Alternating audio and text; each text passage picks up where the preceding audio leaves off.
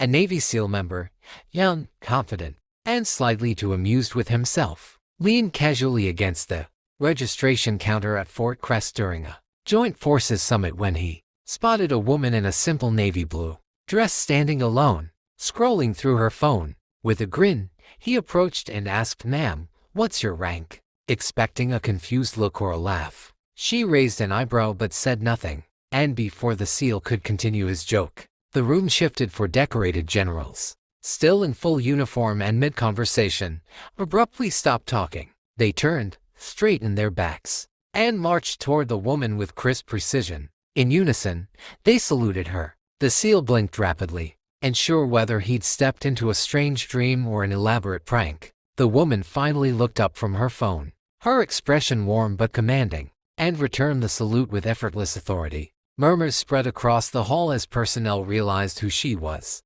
General Amara Holt, the first black woman to serve as Supreme Joint Commander of the Global Defense Coalition, a position so advanced it existed above standard U.S. military ranking charts. Calmly, she told the generals to stand at ease, and they obeyed instantly. The SEAL swallowed hard, heat rising to his face as he tried to gather his scattered dignity. She turned to him with a faint smile, not mocking, but patient, like a teacher giving someone a moment to think. "You were asking my rank," she said softly. The SEAL opened his mouth, but no sound came out. The generals exchanged glances, trying and failing to hide their smirks. General Holt stepped closer, her voice firm but kind. "Son, never assume someone's position from their clothes. Leadership doesn't always look like you expect."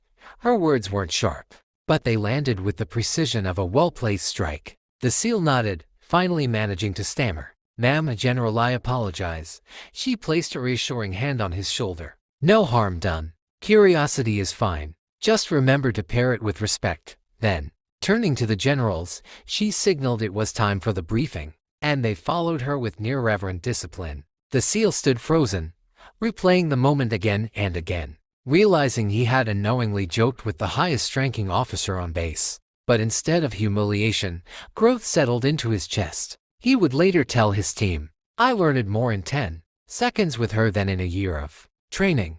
And from that day on, whenever he saw someone standing quietly in a room, he made sure to treat them as if generals might salute them at any moment.